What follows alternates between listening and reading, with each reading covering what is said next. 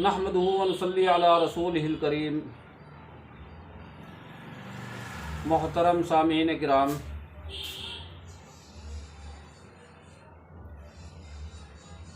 मैं आपके सामने दो बातें अर्ज़ करूँगा और वो अल्लाह के नबी करीम सल्लल्लाहु ताला अलैहि वसल्लम के हवाले से है।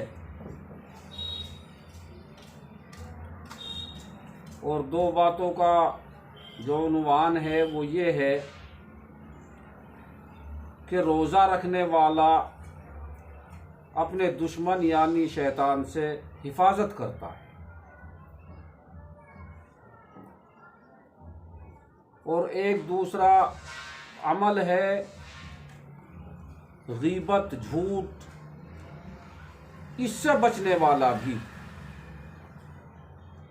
अपने आप को जन्नत में पहुंचाता है। बहरहाल दोस्तों अजीज़ों, अल्लाह के नबी करीम सल्लल्लाहु अलैहि वसल्लम ने इरशाद फरमाया कि रोज़ा आदमी के लिए ढाल है। जिस तरह से आदमी ढाल से अपनी हिफाजत करता है, जब जंग के मौके पर एक हाथ में ढाल होती है और अपने आप को बचाता है, अपने आप को महफूज रखता है सामने वाले से, दुश्मन से, तो वो ढाल का सहारा लेता है। तो अल्लाह के नबी सल्लल्लाहु अलैहि वसल्लम ने फरमाया कि रोज़ा आदमी के लिए ढाल है, यानी जिस तरह से आदमी अपनी हिफाजत करता है अपने दुश्मन से, ऐसे ही रोज़ेदार अपनी हिफाजत करता है अपने दुश्मन यानी शैतान से।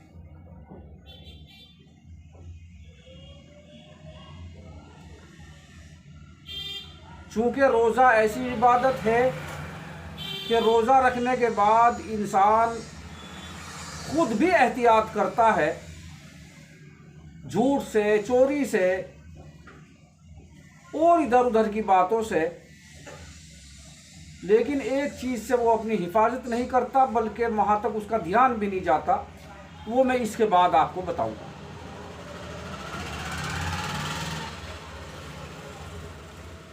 तो रोज़ा अल्लाह के नबी सल्लल्लाहु ताला अलैहि वसल्लम ने ढाल फरमाया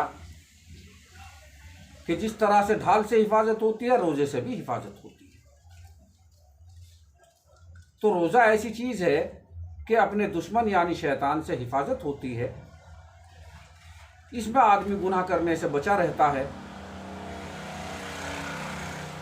ना वो झूठ बोलता, ना वो चोरी करता। और अगर किसी वजह से ऐसी जगह कहीं उसको ज़रूरत पेश भी आती है, मजबूरी में ऐसी जगह कहीं फंस भी जाता है, तो वो अपने दिल को समझा लेता है कि मेरा रोज़ा है, इसलिए मैं इस गुनाह को नहीं करूँगा। एक बात तो ये है। दूसरी बात ये है कि झूठ और गीबत है। झूठ और गीबत ये दोनों चीज़ हदीस शरीफ में ऐसी इरशाद फरमाई गई कि इनको आदमी करता रहता है और उसको एहसास नहीं होता। रोज़ा रख कर के जिसको आदत पहले से बनी है झूठ बोलने की, झूठ भी बोलता रहता है, उसको एहसास नहीं होता। और जिसको आदत बनी है गीबत करने की, तो गीबत करता रहता है और उसको एहसास नहीं होता कि मैं ये बुरा काम कर रहा हूँ। तो अल्लाह के नबी सल्लल्लाहु ताला अलैहि वसल्लम ने इन दोनों चीज़ों की मजम्मत फरमाई। और गीबत के बारे में तो यहाँ तक फरमाया कि गीबत करने वाला अपने मुर्दार भाई का गोश्त खाता है। हदीस शरीफ में आता है कि एक मर्तबा एक औरत रोज़ेदार आप सल्लल्लाहु ताला अलैहि वसल्लम के पास आई और आपने इरशाद फरमाया कि बतलाओ क्या मामला है। तो कहने लगी कि मुझे रोज़ा बहुत ज़्यादा लग रहा है और भूख प्यास की शिद्दत बहुत ज़्यादा है। फरमाया क्या तुमने आज गोश्त खाया है? कि ना, मैंने तो चखा भी नहीं। तो आप सल्लल्लाहु ताला अलैहि वसल्लम ने इरशाद फरमाया कि चक़े करो, उल्टी करो। आपके फरमान के मुताबिक क़ै की गई तो उसमें गोश्त के रेशे और छोटे छोटे टुकड़े निकले।